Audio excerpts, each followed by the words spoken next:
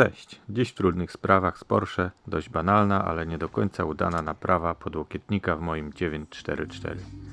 Podłokietnik urwałem całkowicie przypadkowo przy pomocy mego dupska, gdy przychodziłem z jednego fotela na drugi. Choć od początku był już dość mocno naderwany, to przyznam się, że ciśnienie mi skoczyło i kilka zaklęć poleciało. Gdy przełknąłem stratę, zacząłem szukać rozwiązania. Na początku myślałem, że po prostu kupię drugi taki sam, ewentualnie podmienię tylko obszycie, ale jak zobaczyłem oferty na eBayu, to szybko zacząłem szukać alternatywy.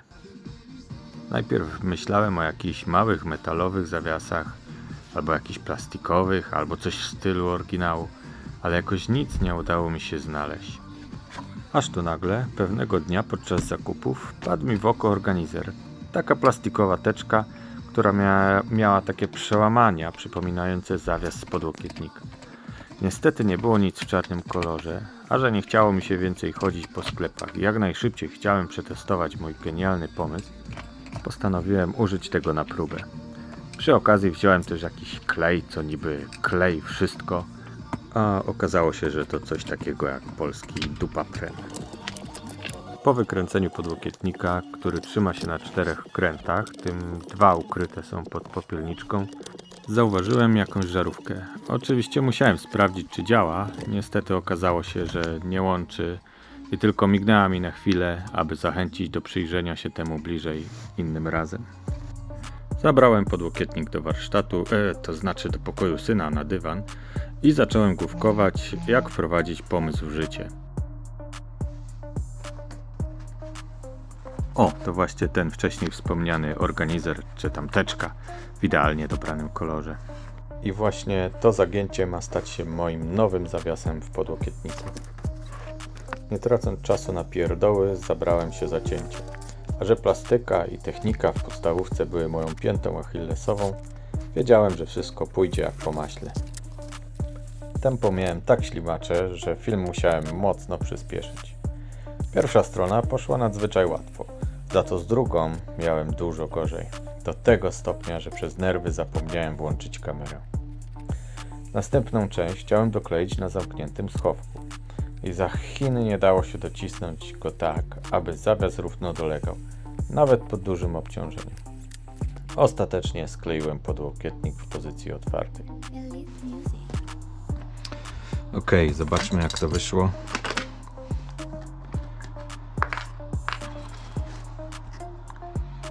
No, nie wygląda to zbyt dobrze. Ale czy działa?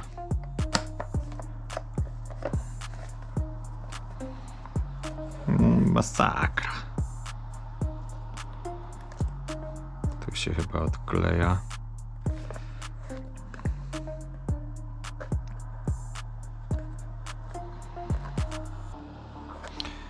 Zaletą tego kleju jest to, że mogę go całkowicie zerwać i nie będzie po nim śladu.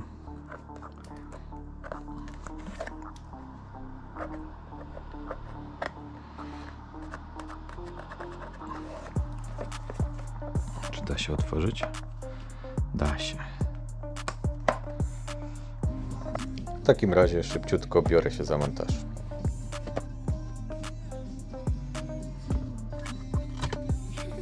No dobra, jeszcze chwila. Zauważyłem trochę piasku i brudu, a nie darowałbym sobie, gdybym to tak zostawił. Nie, no nie mogę tego tak zostawić. Szybciutko z gracją baletnicy wyskoczyłem z auta. Złapałem mokre chusteczki w moim uporządkowanym i przestronnym garażu i kontynuować robotę.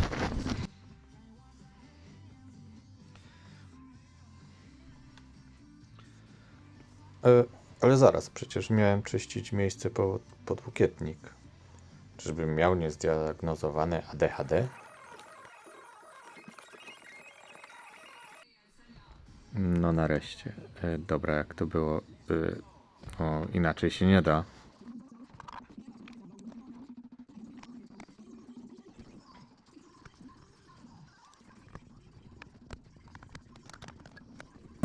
Okej, czas na podsumowanie.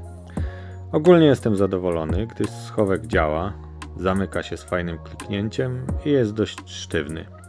Co do estetyki, no to tu jest wiele do poprawy. Kolor nie pasuje kompletnie i od razu widać, że jest to posklejane. Ogólnie jakość wykonania oceniam na 2 na 10, więc w przyszłości będzie trzeba szukać czarnej teczki, lepszego kleju i przede wszystkim bardziej się postarać. Do następnego.